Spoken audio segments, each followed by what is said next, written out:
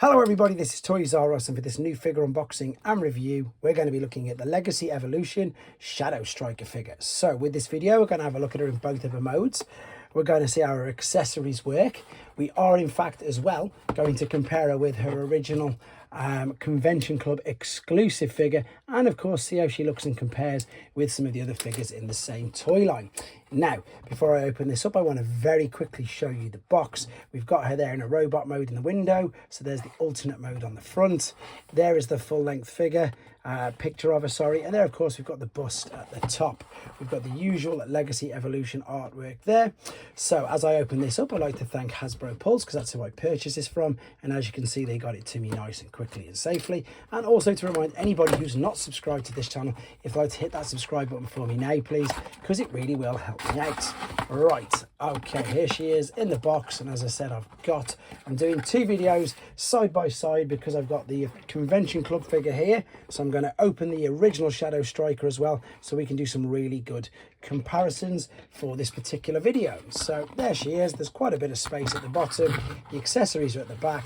I just need to set her free and come right back to you. So there she is, set free from the packaging, and first glance, first impressions, which is this part of the video, she looks really good. She's a really deep dark purple, much darker than the shattered glass purple that you get with, of course, Shattered Glass Prime.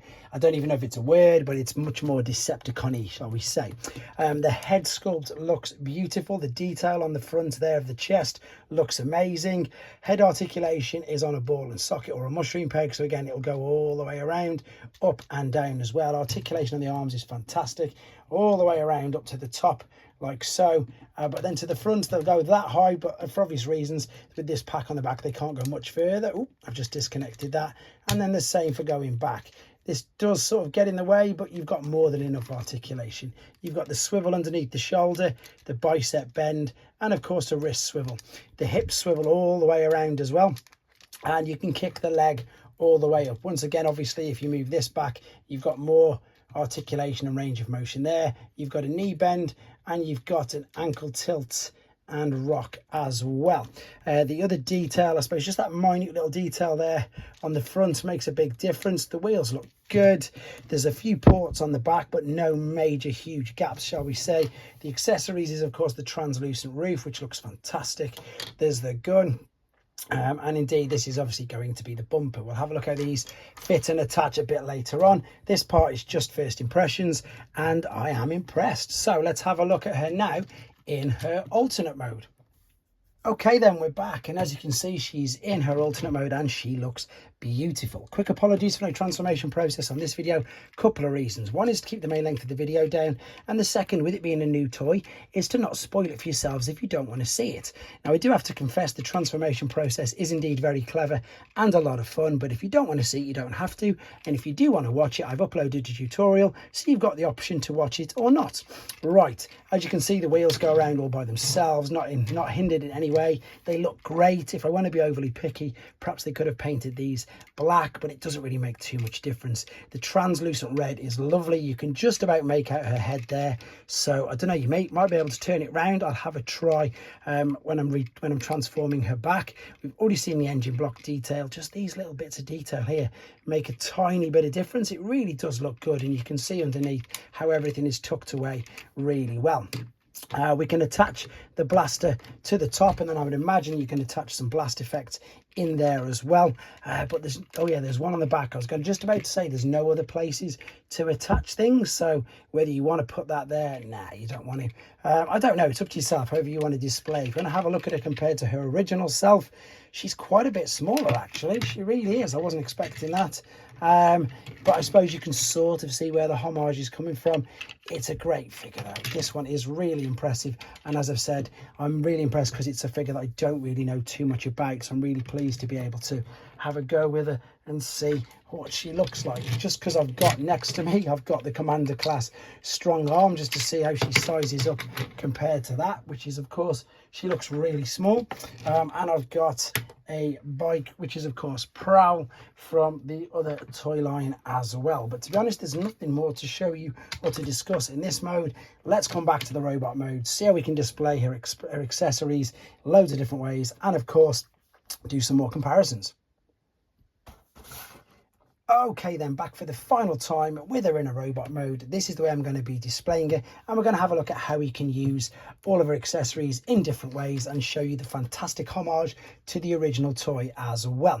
Again, apologies, no transformation process, but once again it is in the tutorial. Also, I want to point out to you, you can probably see now, which I didn't clock in the first part, you can see that these are actually metallic purple, so these are reflecting lovely, and so is the Decepticon symbol. I don't know how I missed that in the first part, but these accessories, you can do so many different things with them. You've also got these at the back, so what you can do if you wanted, there's a tiny little tab there, you can attach this to the underside and tuck that away. If you also wanted to, you could put this on the back, which is of course the roof.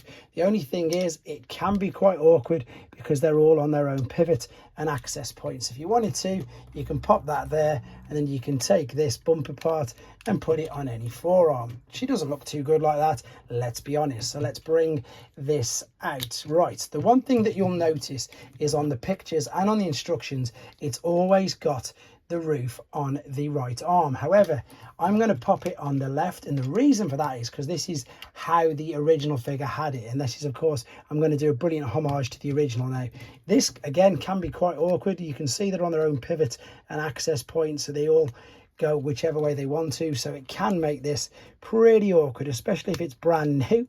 It won't go straight in. Is it going to go? Brilliant, there we go, that's gone in. You can fold this back. I'm going to take the gun off that underside.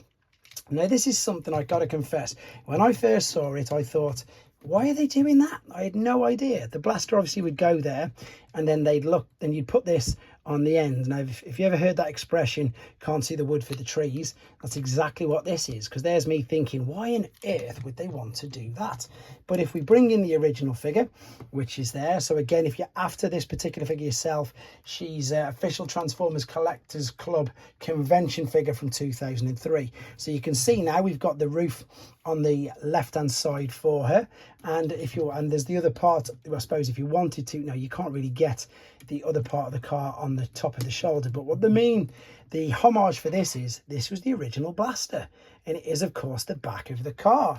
So it's a brilliant homage that I was wondering what it was, couldn't see what it was, and now look at that, it's perfect. It's exactly the same. You can also see the similarities in the figure with the chest detail and stuff. This is, I suppose, an amalgamation or a hybrid of a universe and her other appearance as well. So whereas this is obviously just the timelines as part of the Transformers universe, but you can see now where all the homages are coming from, except this is a much better non-shell or parts former like this particular was. With regards to her size compared to the rest of the figures, she's quite a small deluxe, which I suppose you would expect her to be with her being a fembot, so she's nowhere near as big as chunky as some of the others, and obviously nowhere near same size as a Voyager, which again you wouldn't want or expect them to be. But of course she's a lot bigger than a core class. To be honest, she looks great. I'm really impressed with her, to be honest.